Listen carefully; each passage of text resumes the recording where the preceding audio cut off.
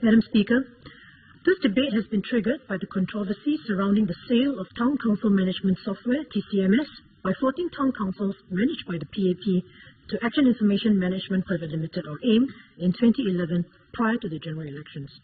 I would like to thank the Prime Minister for acknowledging the public interest in this matter and for ordering the MND to investigate and to do a broader-based review of the nature of TCs. I would also like to record thanks to the Ministry officials for their efforts. Where do we stand today after the review? MND's findings cleared the AIM transaction but highlighted areas for strategic review of TCs. It seems, however, that members of the public who have been tracking this issue are still asking critical questions, and many are not convinced that the 14 PAP TCs acted in the public interest when they sold the TCMS to AIM. It is necessary to debate this matter calmly and clearly to enable the public to understand the issues more fully and realize what is at stake. That was why I refiled an adjournment motion last week. The government's subsequent decision to enable the matter to be debated under Standing Order 44 is belated, but it is the correct thing to do. Let me first summarize how the Workers' Party and the Aljunied-Hougang-Punggol East Town Council view the MND findings before elaborating. I shall thereafter make recommendations for the review. First, we do not agree with the findings regarding the AIM transaction that public funds were safeguarded and residents' interests had not been compromised. From our reading of the documents available to us, there were aspects of the tender suggesting it failed to follow the spirit of what an open tender should be. Further, the terms of the sale of the most critical town management IT system had unnecessarily endangered public welfare, particularly the relinquishing of ownership to AIM with a 1-month termination clause. MND fell short in not admonishing the PAPTCs for risking disruption to the public in the name of politics. MND also did not take cognizance of the wastage of public funds incurred when such terminations required replacement systems to be set up. In addition, the 1-year sale and leaseback was clearly an underestimate of the time needed to redevelop a new TCMS. The fact that the 1 year happened to straddle GE 2011 suggests that whatever good faith the TCs had in the sale to AIM, there were political objectives in crippling any new TC leadership of a different political affiliation, hence endangering the public in the process. Second, as regards the MND's recommendations for a review of TCs, we find that while they will improve continuity of services during a handover of TC management, the recommendations do not go far enough to prevent wastages of public funds. MND should entrench principles to recognize the public nature of assets being handled by TCs, which should be safeguarded for public benefit regardless of politics. Before I go further, I should at the onset state WP's position concerning town management and why we brought the AIM sale to public knowledge in December last year. Workers' Party MPs are committed to being politically accountable to voters for town management under the current regime. Whatever else is done in other countries, the responsibility for town management has been legislated to the MPs under the Town Councils Act. We accept this responsibility and have pledged during elections to manage towns entrusted to us to the best of our ability. We intend to continue keeping this promise. We arranged the sale to AIM after the MND released its banding of town councils under the revised TC Management Review Framework in December 2012. Contrary to what some PAP members have charged, it was not raised as an excuse for non-performance, nor are we asking anybody to wait 24 or 30 months or 5 years for us to perform. AHTC was actually ranked well and comparably by MND in the areas of cleanliness, maintenance and lift breakdowns, the critical functions residents care most about. The main point which required public explanation was that the new indicator of corporate governance was graded as pending, as our auditors took much longer to complete their work. This was due to the need to reconcile accounts being kept under 2 different IT systems with differing nomenclature. We do not believe that the AIM sale served the public interest, and the public deserve to know about this and assess it for themselves. We find it unacceptable for any TC to relinquish control over critical TC assets developed with public funds to third parties who can cut the TC off from using the assets to service residents. In our view, the PAP TCs had unjustifiably risked a disruption to public services and that this should not be allowed to recur. I am relieved to read that the MND recognized the need to preserve continuity of public services as a paramount priority. The question is, why did the PAP TCs not recognize the risk of the service disruption when selling the TCMS to AIM? Madam, let me now go into some detail about our misgivings concerning the AIM transaction. The reasons given by the PAPTCs for the sale of software and intellectual property raised more questions than answers. They told MND that having the software rights reside in a single entity was better than having the vendor deal with 14 TCs, which would be cumbersome and inefficient. But surely this can be easily overcome, since the PAPTCs have a coordinating chairman who can coordinate to ensure the proper authorizations. The TCMS was developed with $23.8 million of TC operating funds. Surely there is reason to retain ownership and control over it for the residents in the 82 electoral wards then under their charge. Much ado is being made in the report that the second generation TCMS was almost obsolete and had limited value. But does this mean it is of limited value to the TCs using it now? If the system ceased to function without replacement, TC operations would grind to a halt. Another incomprehensible justification is the saving of $8,000 for the 14 TCs that arose from the sale. The $8,000 saving is the difference between the $140,000 paid by AIM and the sums paid by the TCs back to AIM during the one-year leaseback. This total saving of $8,000 shared among 14 TCs amounts to about $571 per TC. Is saving $571 significant enough reason for a TC to sell the system? Next, madam, the tender terms. It was emphasized in the MND report that the choice of AIM was made after an open tender. Was it an open tender in substance? The tender was advertised and 5 companies picked up the documents. However, a closer look at the conditions of contract will reveal that the specifications required each of the directors of the tendering company to have adequate experience with the operations and functions of a town council. I wonder how many companies in the software business in Singapore can say that all their directors have TC experience, perhaps only AIM.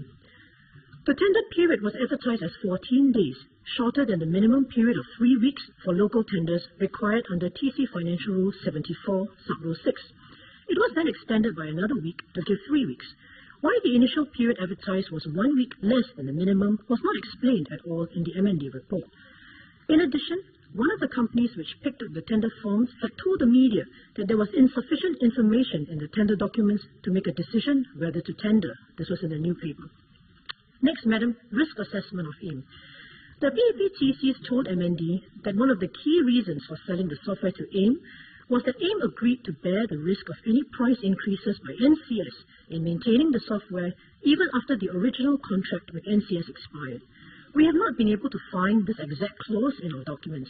However, even assuming so, on what objective basis did the PAPTCs assess that it was safe to entrust this risk of cost increases to a company with a paid-up capital of $2?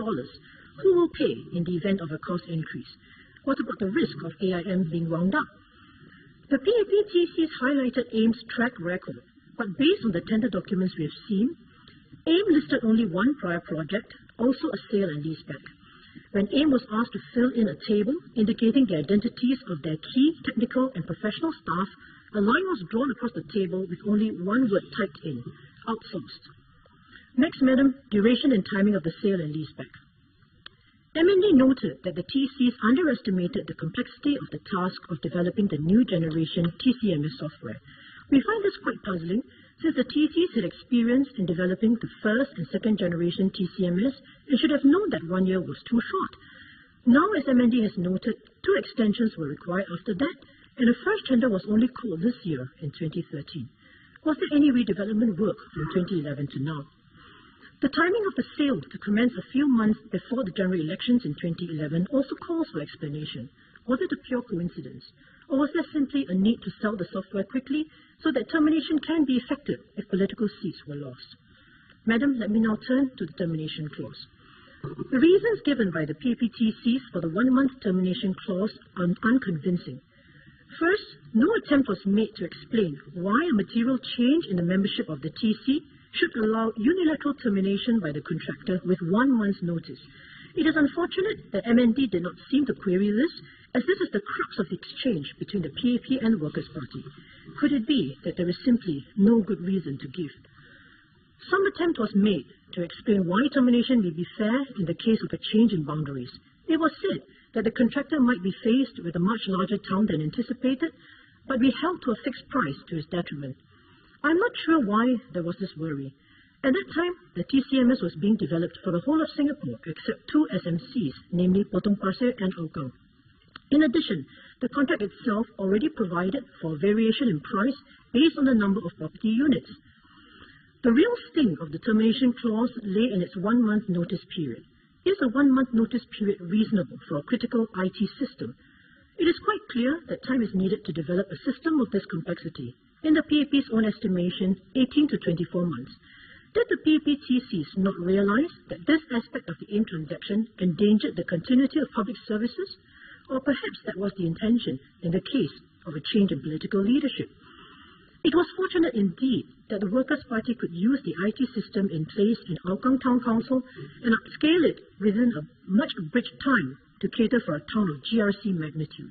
What if a constituency was won by a political party not running any town council or by an independent candidate? Or is the continuity of public services not important to the PAP once they lose a constituency? Next, Madam. No finding has been made about the wastage of public funds caused by the need to replace IT systems due to a change in political leadership.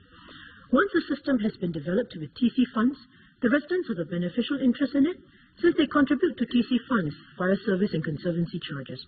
Why should they pay again for a replacement system just because the town council management has changed hands? Even those who live in private estates have asked me about wastage, since TCs are also funded by government grants that they, as taxpayers, contribute to. MND has made a finding that there was no loss of public funds caused by the AIM transaction. But what about the wastage of public funds which the transaction brings about? Residents and taxpayers pay twice for political intrigue. How is that justifiable? Let me now move to the nature of town councils and the recommendations for strategic review. Town councils provide essential public services to HDB dwellers via public funding. As custodians of public funds, all MPs must act in the best interest of residents, regardless of which political party they support. At the same time, TCs unavoidably have some political elements. The manner and quality of town management is one factor in a voter's choice of MP, and MPs wish to do well in town management in order to get re-elected. However, it does not mean that MPs can use TC assets or can allow TC assets to be endangered or cut off from TC use for political reasons. Let me at this juncture share some essential facts about AHPE Town Council and correct some misconceptions. The IT system in use in AHPE TC belongs to the TC and will be there for use even if there were to be a change in political leadership. There are no equivalent termination clauses unlike the AIM transaction. In fact, I understand that Potong Pasir Town Council is still using the IT system developed before the change in political leadership in 2011. I also take strong issue with a misleading release by MND on our managing agent, FM Solutions and Services Private Limited.